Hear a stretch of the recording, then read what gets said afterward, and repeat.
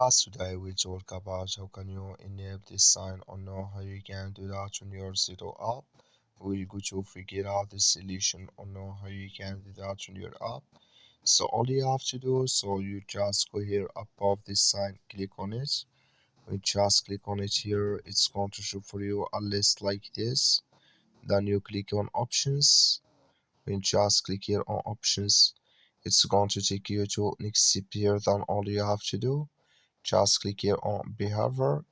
When you just click on behavior, you come to next here.